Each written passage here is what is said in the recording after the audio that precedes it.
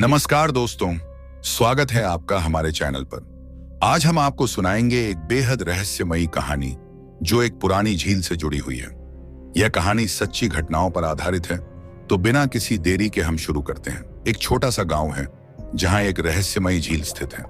यह झील गांव के बाहर एक घने जंगल के बीच में है और उसके बारे में गांव के लोग बहुत कम जानते थे। बुजुर्गों के अनुसार रात को उस झील का पानी चमकता था और उसके पास जाने की हिम्मत कोई नहीं करता था। हर किसी के मन में उस झील को लेकर कुछ न कुछ डर है।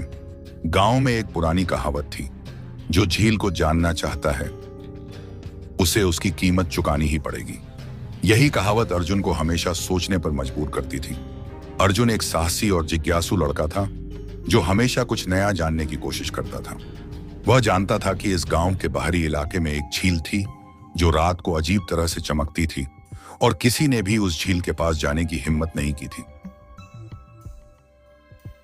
उसकी आंखों में उस झील के रहस्य को जानने की उत्कंठा थी, लेकिन गांव के बुजुर्गों से हमेशा ही इसके बारे में डरावनी बातें सुनने को मिलती थीं। लेकिन एक रात एक घटना घटी जिसने पूरे गांव को हिला दिया। एक शाम गांव के पास के खेतों में काम कर रहे अर्जुन को गांव के बुजुर्ग बाबा ने बुलाया। बूढ़े बाबा, अर्जुन, तुम एक होशियार लड़के हो, पर उस झील के पास मत जाना। वहां कुछ रहस्यमयी ताकतें हैं जो किसी को चैन से नहीं रहने देती। अर्जुन, बाबा, आप हमेशा कहते हैं कि झील में कुछ है, लेकिन क्या वह सच है? मुझे तो लगता है यह बस एक कहानी है। बूढ़े बाबा, तुम नहीं समझते अर्जुन, उस झील में एक प्राचीन जल देवता का वास है जो बहुत शक्तिशाली है। अगर तुमने कभी भी उसके रहस्य को जानने की कोशिश की तो तुम्हें बड़ी कीमत चुकानी पड़ेगी। अर्जुन की जिज्ञासा और बढ़ गई। उसने ठान लिया कि वह उस झील का रहस्य जानकर रहेगा। रात के अंधेरे में जब सब सो रहे थे, अर्जुन चुपचाप झील की ओर बढ़ा। झील का पानी चांद की हल्की रोशनी में चमक रहा था। अर्जुन ने धीरे धीरे झील के किनारे पर कदम रखा और पानी के पास आकर खड़ा हो गया। अर्जुन, क्या सच में कुछ है यहाँ? क्या यह पानी सचमुच किसी देवता का घर है?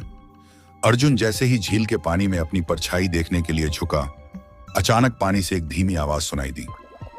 पानी, तुमने मेरे रहस्य को जानने की हिम्मत दिखाई है अर्जुन। अब तुम्हें मेरी शर्तें माननी होंगी। अर्जुन डरते डरते बोला, तुम कौन हो? मुझे अपना रहस्य बताओ। पानी, मैं वही हूं जो इस गांव के लिए जीवन देने आई हूं, लेकिन तुम्हें यह समझने के लिए मेरी शर्तों को मानना पड़ेगा। तुमसे एक चीज लूंगी जो तुम्हारे लिए बहुत कीमती होगी। अर्जुन चौंका। क्या मैं वह चीज दे सकता हूं? मुझे अपना प्रिय गहना या कोई अन्य वस्तु दे दूंगा। पानी, नहीं अर्जुन, तुम्हें कुछ और देना होगा। तुम्हें अपनी जिज्ञासा और लालच छोड़नी होगी।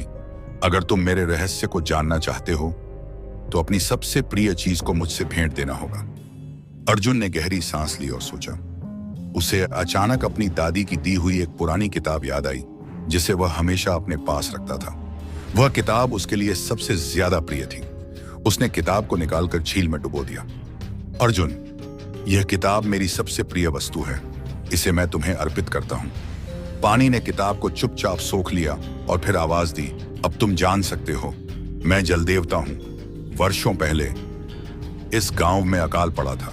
मैंने इस झील को इस गांव के लोगों के लिए आशीर्वाद स्वरूप बनाया था ताकि वे जीवन पा सकें। परंतु हर किसी को मेरे रहस्य को जानने के लिए कुछ त्यागना पड़ता है। तुमने अपनी जिज्ञासा को त्याग कर मुझे अपना प्रिय सामान दिया है, इसलिए अब तुम मेरी शक्ति को समझ सकते हो। अर्जुन ने समझा कि पानी का रहस्य सिर्फ जीवन देने वाली शक्ति नहीं है, बल्कि इसका सही उपयोग ही सबसे महत्वपूर्ण है। उसने उसी समय निर्णय लिया कि वह अब गांव में पानी की महत्वता को समझाएगा और सबको यह सिखाएगा कि पानी का सही उपयोग ही असली रहस्य है।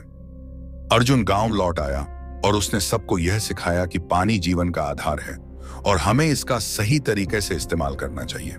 उसकी यह कहानी अब भी गांव में सुनाई जाती है। दोस्तों, इस कहानी से हमें यही सीखने को मिलता है कि अज्ञात और अंधेरे से डरने की बजाय हमें समझदारी से काम लेना चाहिए।